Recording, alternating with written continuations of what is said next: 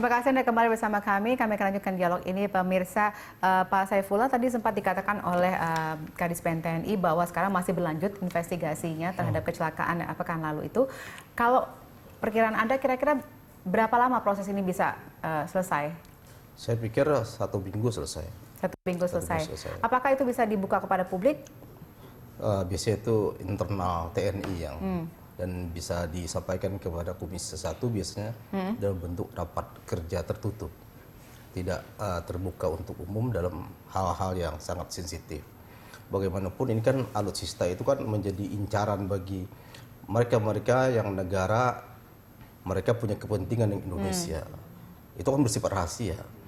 Tapi, sejauh mana kemampuan alutsista kita kan bisa diukur oleh lawan-lawan. Oleh karena itu kita tidak bisa membukanya terlalu banyak kepada publik. Oke, lalu kemudian bagaimana publik kemudian bisa mungkin belajar dari situasi saat ini? Iya, publik mungkin bisa mendorong agar pemerintah menyesuaikan anggaran TNI itu lebih baik daripada tahun-tahun sebelumnya, agar biaya pemeliharaan maupun pembelian pesawat baru itu bisa dilakukan. Sebenarnya bisa saja dilakukan dengan cara pinjaman luar negeri. Tapi pinjaman luar negeri itu berpengaruh terhadap defisit anggaran. Menurut Undang-Undang Nomor 17 Tahun 2003 tentang Keuangan Negara, maka defisit kita itu tidak boleh melebihi daripada 3%. Nah, untuk tahun 2016 saja itu defisit kita itu kurang lebih 2,6%. Nyaris kita memasuki 30%. Kalau 3% defisitnya, maka negara itu disebut negara gagal dan pengeluarannya itu buruk. Itu, Pak. Oke, baik. Saya ke Pak Gary. Kalau kita lihat tadi memang ini tidak boleh dibuka ke publik, tapi kemudian apakah kita bisa punya jaminan bahwa ini akan ada perbaikan ke depannya? Susah ya untuk itu ya, karena ini masalah keamanan negara dan juga public interest. Di satu sisi ya, kita tidak boleh membuka rahasia-rahasia militer kita secara begitu saja. Tapi di sisi lain kita juga harus ingat, ini kan rakyat yang bayar pajak yang dipakai. Nah ini harus ada balance untuk sejauh mana yang dibuka. Kalau hanya bilang enggak semua ditutup, saya rasa itu tidak mensatisfy public need for information ya. Tapi dan itu akan berpengaruh terhadap public support terhadap kenaikan anggaran nantinya. Jadi yang harus dilakukan adalah kita mencari balance-nya di mana. Seberapa jauh yang bisa dibuka untuk bisa membuat masyarakat mengerti bahwa oh ya ini karena apa yang dibutuhkan. Jadi tidak hanya dari segi charm offensive aja, tapi juga harus ada sedikit keterbukaan. Tapi itu memang tidak gampang, karena kembali lagi ya kita kan negara posisi strategis sekali, tentu banyak yang mengincar, entah dari pihak manapun. Jadi kita juga harus sangat berhati-hati di situ. Tapi bukan berarti tidak jalannya. Oke. Kalau misalnya kita lihat sekarang dengan kondisi yang ada saat ini, kemudian juga kita tidak bisa tahu apa informasi yang terjadi selama ini. Nah, sejauh ini dari apa yang Anda ketahui sebagai seorang pengamat, apa yang paling banyak mendasari terjadinya kecelakaan pesawat di negara kita, khususnya untuk TNI dan Polri? Macam-macam. Jadi tidak ada satu faktor utama. Jadi ada kalau untuk yang kejadian ini kita melihatnya trainingnya bagaimana? Trainingnya bagaimana itu dalam arti pelatihan tuh decision making dia bagaimana? Beda dengan sipil. Kalau sipil itu harus safety mindset. Jadi safety. Nah, kalau di militer itu ada mission mindsetnya juga. Tetapi apakah mereka diberikan safety skill set dan mission skill set untuk mereka bisa judge di titik mana di mana mereka bilang oke, ini udah nggak mungkin ini udah nggak worth it untuk kita ambil resiko ini demi misi. Kita ingat kemarin itu mereka diterbangkan 8 penerbangan satu hari, di mana kalau emang mereka balik itu 8 penerbangan tidak akan bisa diselesaikan di hari itu. Karena apa? Di Papua bandar tutup cepat. Iya.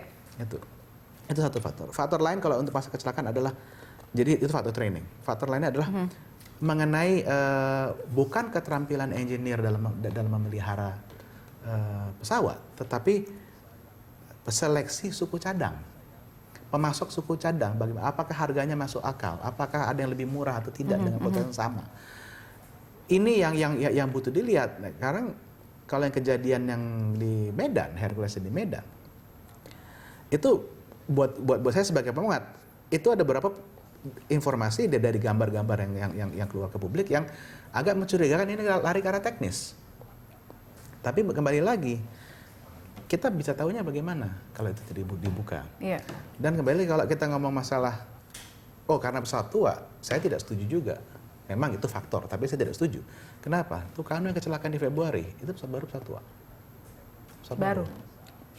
Jadi harus dilihat secara sistematis masalah itu di mana saja dan cara paling baik untuk menyelesaikannya. Jadi tidak ada magic solution di keselamatan itu, baik di militer atau di sipil tidak ada magic solution. Bahkan kalau misalnya anggaran ditambah, tapi kemudian dengan misalnya tadi training tidak dilaksanakan dengan baik, kemudian suku cadang juga tidak disiapkan dengan kualitas yang baik, itu tetap akan terjadi insiden. Tetap.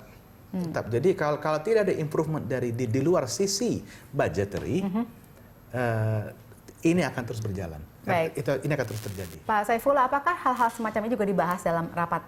Pastilah. Ya. Kita selalu bahas itu. Terang benderang gitu. Tapi karena tertutup ya media tidak bisa mengetahui. Ada hal yang rapat tertutup itu hanya bisa yang menyampaikan itu adalah pimpinan rapat. Tidak boleh seperti saya anggota rapat kemudian menyampaikan kepada publik. Iya. Itu kewenangan dan kesepakatan dalam rapat. Nah, namun demikian rakyat masih bisa mengakses anggaran itu. Transparan kok pembicaraan masalah anggaran itu kan di badan anggaran terang benderang. Dan tiap tahun ya anggaran TNI itu ya sekitar 80 triliun itulah. Tapi kan tadi di luar anggaran sebenarnya kata Pak Giri juga ada hal yang perlu diperhatikan, misalnya dari segi tadi itu persiapan suku cadangnya, kemudian juga kualitas dari trainingnya sendiri untuk faktor ya, suku cadang sama itu juga pelatihan teknis itu kan memerlukan dana juga. Tidak bisa diabaikan bahwa itu anggarannya besar. Apalagi yang jadi problem kan kadang-kadang ada pesawatnya, pabriknya saja sudah tutup. Ini baru di angkatan udara. Banyak belum tidak? Angkatan darat, apa belum itu angkatan banyak laut. tidak di saat ini, di kondisi kita saat ini? Ya, kondisi saat ini banyak begitu. Biaya pemeliharaan yang minim misalnya. Lalu bagaimana solusinya? Apakah bagusnya dikandangkan saja? Ya tentu TNI akan memaksimalkan itu. Maka itu kita tidak bisa dulu menuduh bahwa itu adalah karena masalah tua atau tidak tuanya pesawat. Kita tunggu dulu hasil investigasi. Siapa tahu itu memang faktor cuaca. Yang mungkin saja pilotnya itu terpaksa mendarat karena misalnya BBM-nya mau habis. Gitu. Baik. Kalau tadi kita lihat ada misalnya pesawat yang tidak punya lagi pabriknya. Kemudian bagaimana kalau dari pengamat sebaiknya apa yang dilakukan terhadap pesawat tersebut? Oh, banyak sekali pesawat yang pabriknya udah nggak ada.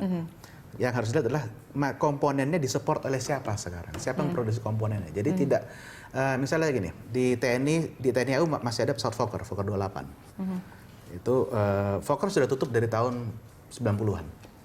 Tapi ada namanya Fokker Air Services yang membuat suku cadang untuk pesawat Fokker. Itu yang menjual suku cadang yang masih, jadi pabriknya tutup, tapi pasokan suku cadang masih ada. Jadi sekarang apalagi saya coba lagi pikir ada apakah ada persoalan yang saya bisa ingat sih itu Fokker 28. Jadi belum tentu bahwa kemudian tidak ada lagi pabriknya harus dikandangkan, tapi mungkin bisa dimanfaatkan dengan menggunakan spare part yang ada. Tetapi memang untuk beberapa pesawat akan lebih sulit. Jadi menemukan spare part harus yang tepat dilihat tadi itu benar-benar ya? itu case by case, tidak bisa dan pabrik udah tutup kita kandangin, itu nggak bisa juga kayak gitu. Baik, kita break dulu. Nanti kita akan lanjutkan perbincangan kita setelah jeda berikut. Pemirsa, kami harap Anda tetap bersama kami.